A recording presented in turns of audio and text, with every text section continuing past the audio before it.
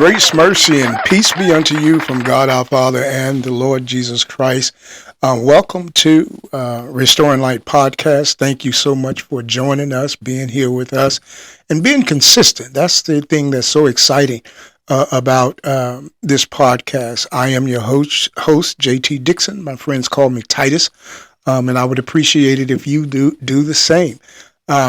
Been getting a lot of great feedback, and that excites me. When you undertake a podcast, you think, wow, this is a great thing to do. Let's get started and see where we go. But you discover that, wow, it's a learning curve. It's a lot to do, but I am excited. You guys make this very exciting for me because of your feedback, because of the subscribers are increasing, and I ask that you please subscribe, YouTube, Spotify, but follow me on pretty much all social media platforms, Instagram, TikTok, and Facebook. I'm excited about this journey, and I'm very excited about those of you who consistently follow me as we take this journey. I am so proud to know that although slavery is not my DNA, I do realize that our ancestors endured a lot and they overcame a lot for us to get to this point. So the foundation of my podcast is based on the resilient strength of our ancestors throughout history, reaching back to our extraordinary history in Africa as the original people. So I'm excited to share my findings with you. I'm excited to correspond with you and even have conversations with many of you to hear your thoughts, to hear your feelings. I know talking about slavery is so very difficult. However, we cannot heal if we do not pull the bandage off from time to time and review and see what we need to do next to improve the wounds that we have endured and the wounds that we have kept quiet and the trauma that we have had, our ancestors, our grandparents, our great-grandparents have had to live through in silence. It's time not to be silent. It's time to talk about it, and let's move forward. Today, I'm excited about my conversation with you. It's something that is personal to me because guess what? I am a caregiver. So we want to talk about the divine calling of the caregiver. So to those of you who are in this sacred position, I want to bring light to the importance of you.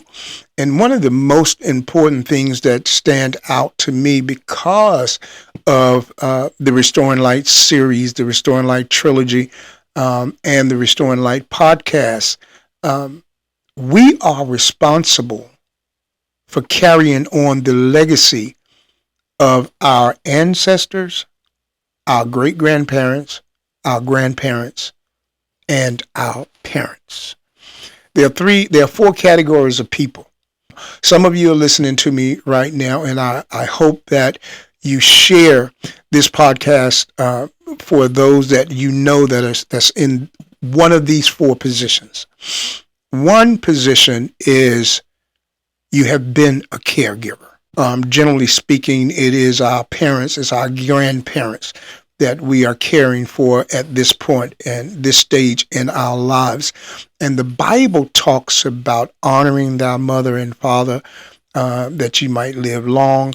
It talks about caregiving being a sacred position, caring for the least of these. So throughout the Bible, it talks about the sacred nature of the role of a caregiver. So that's what I want to present to you because I know it is a challenging position. I am blessed. Yes, I am a caregiver. However, I have 3 siblings that are very supportive. I'm also in several caregiving groups, so I get to read what other people are going through, and many of the things that they are going through, many of the things that they are experiencing, I have experienced, and I have gone through those periods of time. One of the most challenging periods when you discover you are in the role and you have been appointed by God to be that person who takes on this sacred role of being the caregiver, you learn, or I learned, and maybe some of you are in the process of learning or have learned, that because the person that you are caring for have had individual relationships with everyone in the family, people in the community, their relationship with each one of these people has been personal. And now you are somewhat forced in a role to interact with everybody who has access to that person that you are caring for. And when you discover that each one of those relationships carry their own truth, carry their own energy, carry their own opinions, and then you are forced to be in a place where you have to interact in these different relationships, that can be difficult. Because just because they have that relationship with the person that you're caring for, it does not necessarily carry on to you. So many, when you look at a hospital, the person or persons that get abused the most are the nurses, because they are the direct caregiver. So I know some of you do not have the support of your siblings. You do not have the support of other family members. And I pray that that changes in your life, because I can't imagine, like I said, I have 3 siblings. I can't, and they're very supportive. So I can't imagine doing this and fighting with my siblings, fighting with other relatives. Now, I've had incidences where people who are not present here or present in this state, or even have the smallest idea of what is going on, they form opinions, and I have been attacked by them. But to me, that does not matter, because they are making their decisions on limited information and on past relationships and past opinions. So I don't let that bother me. And I pray that you get to a place where you focus on the divine nature of what you're doing. You are the custodian of your matriarch's or your patriarch's history. You are the custodian of your family's history, because that person that you are caring for, in most cases, they're carrying the history of your family. They know things that no one else knows. They have secrets that no one else will ever know. So that is a very valuable treasure that you are caring for. And I'm sorry for those of you who are dealing with all types of issues that come sometimes with being the caregiver. But I am discovering, because I have friends that are dealing with loved ones who suffer from Alzheimer's or dementia. And my prayers go out to you. And I know that takes a higher level of patience, that takes a higher level of understanding, something that I have not experienced on my own.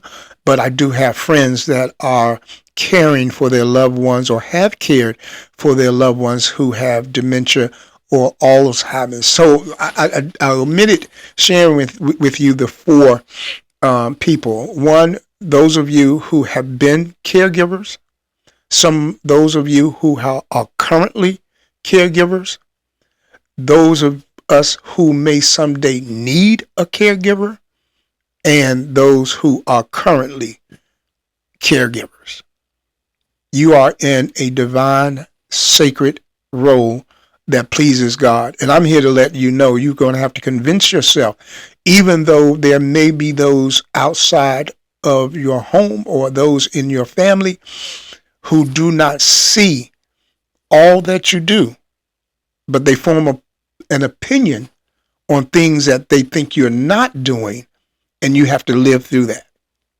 What I could tell you is to focus on your assignment. Do not respond to everyone's truth, because many people, their truth is oftentimes based on inaccurate information. Wow. Or information that's been omitted, but that's their truth. And you have to let them operate and function in that, but don't allow it to come nigh your dwelling. Because what I am discovering, the peace in the house is of the utmost importance, because the person that you're caring for requires peace in order to heal, in order to improve, in order to sustain their level of mental health, because we don't know the private thoughts that the person that you're caring for are going through, because oftentimes they are unable to articulate what they are experiencing with.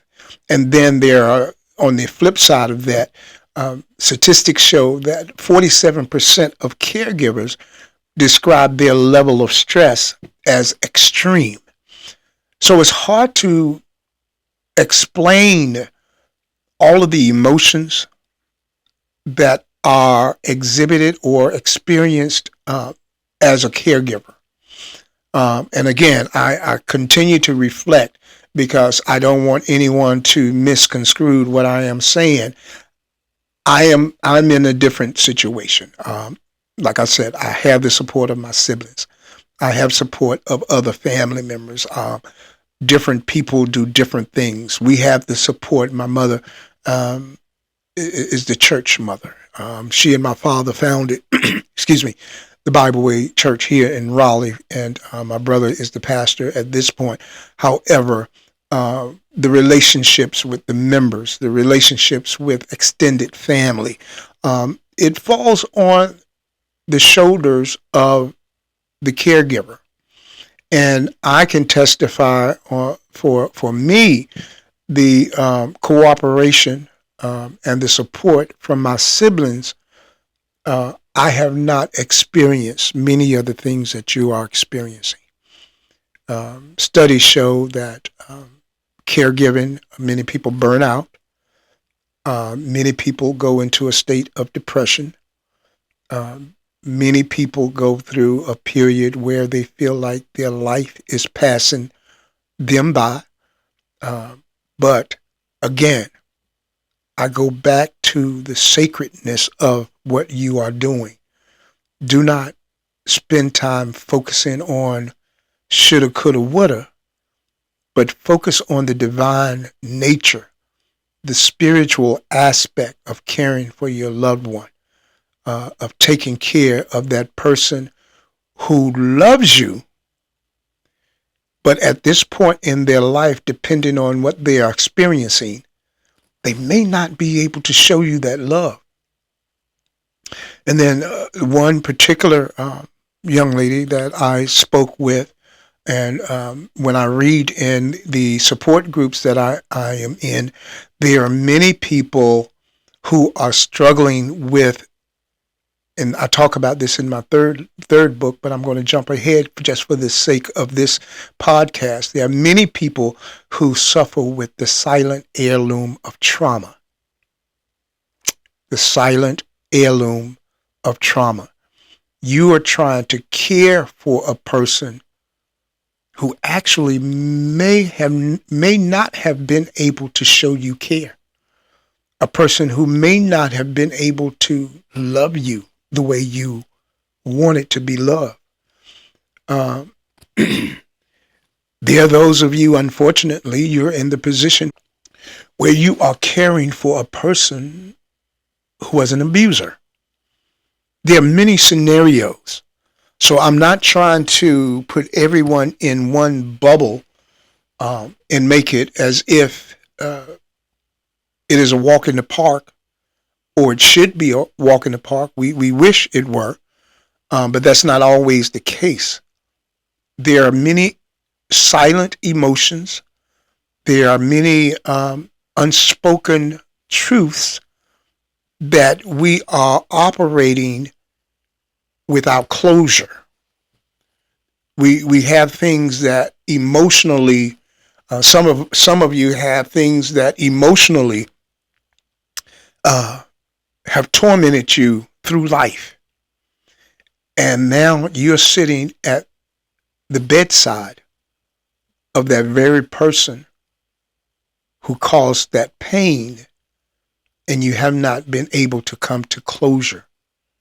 But yet, you are functioning in a role that takes patience, understanding, and a strong desire to preserve with dignity the legacy that that person carries for your family and for your future and for your children's future. I think in some cases, a level of forgiveness is required. Some cases, you have to push the pain aside to continue to do what you have to do. And I know there's many, I've even been in the presence of some caregivers where their siblings and family members' strong negative opinions resurface. Family issues from the past resurface.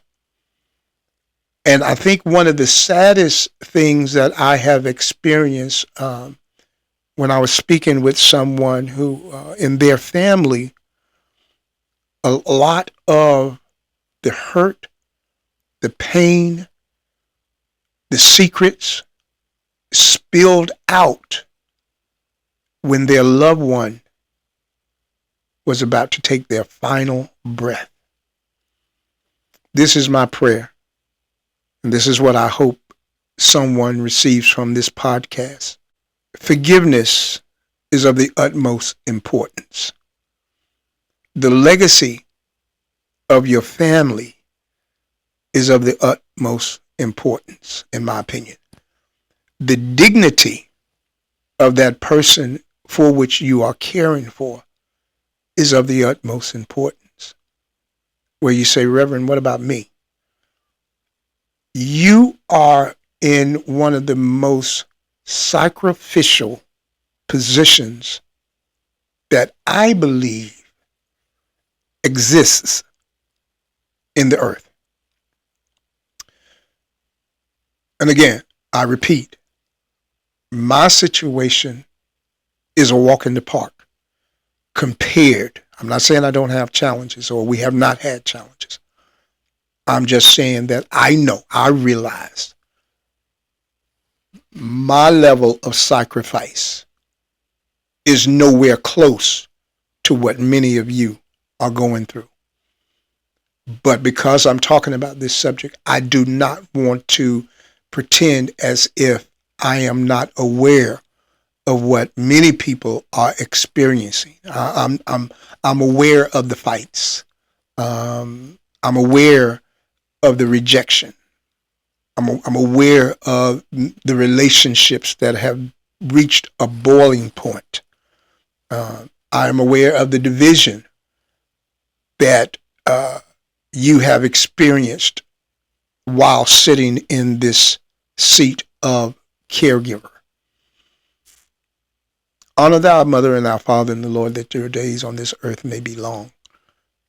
Galatians talk about the sacred nature. Galatians, I think it's the 2nd chapter, talks about the sacred nature of being the caregiver, and I'm paraphrasing. Embrace that. Do whatever you can spiritually to embrace the sacred nature of what you are doing. And understand that there are scriptures that share strength. No weapon that is formed against you shall prosper.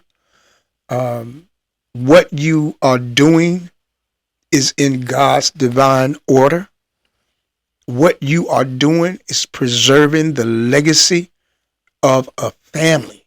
You are holding the legacy of your family in the palm of your hand. And the thing that I regret is when the matriarch or the patriarch that you are caring for transitions. What is the story after they're gone? Your family story has not always been tragedy, sadness, anger. I think all families have bits and pieces of that. But after this person transitions that you're caring for, a lot of what the family will embrace after that is dependent upon this moment in time. Is this moment in time dividing your family? Or is this moment in time pulling your family together? I hope it's pulling the family together. A little short piece. My mom, when she was in the hospital, the room that they put her in had a sofa. It was a nice room, big room. And they moved her to a smaller room. Guess why? We filled that room every day with family. Family was there every day, pretty much around the clock. So they felt that although they wanted visitors, they felt that the anxiety of her trying to recover from her situation and the number of people that were visiting was not in her best interest. And we understood that. So they moved her to a smaller room. But this is my point. This moment can tear a family apart, or this moment can bring a family together. Fast forward, after she got out of the hospital, came home, the house was always filled. And this house is not always filled with people because everybody's living their own lives and that sort. But I have noticed that relatives from all out of town, sister from out of town stayed here. Both of my sisters stayed here for almost 2 weeks. Things that hadn't happened in a long time. And it's obvious everybody had their life to live. They live in different states. They live in different communities. So that's understandable. So I want you to see that there's a flip side of this that I pray you can reach with your family, where everyone is coming together, bringing food and enjoying laughter and helping with the recovery or helping with sustaining a sense of value and happiness to the person that you're caring for. So hang in there. Find your support circle. I have, because I'm in the generation where many of my friends, they're caregivers now. So we have a support system. We call each other. We text each other, just checking in. Are you okay? You need anything? And that's a wonderful thing when people from the church will call and say, I'm bringing lunch. What do you all want? I'm bringing dinner. What do you want? I pray that you have that type of support. And if you don't have that type of support in your family, I would check with some of your friends' circle. There's a strong chance that you have friends that are willing to step in and help, but pride or whatever hinder you from asking for help. We must help one another. Again, before I sign off on this conversation, I'm thankful to my siblings. I can't echo that enough. Many of my nieces and nephews, I'm thankful for them. One of my nieces is a nurse, and she's been on top of this medication thing beautifully. So, again, I have the support system. I pray that you are able to develop a support system. I have a buddy who's caring for his father who has dementia. And my conversation with him, there are those who are around him who have stepped in to help him, to relieve him. And in many cases, these are people that he just recently met in the last 5-10 years, but they have stepped up to really support him. So I pray you find your support. Go to Facebook, Look up different support groups caring for your elderly parents, caregiver support groups. Get the support you need. Talk to somebody. If you can't find them, hit me up on YouTube. Hit me up. Send me a message on Facebook, and I will be happy to listen to you. I will be happy to correspond with you, and I'll be happy to be a partner with you while you walk in this sacred role as the caregiver for the legacy of your family. Thank you for joining. Please follow me on Facebook, Instagram, TikTok, and here on YouTube. God bless you. May heaven smile upon you. May the peace of God be forever with you. God bless you.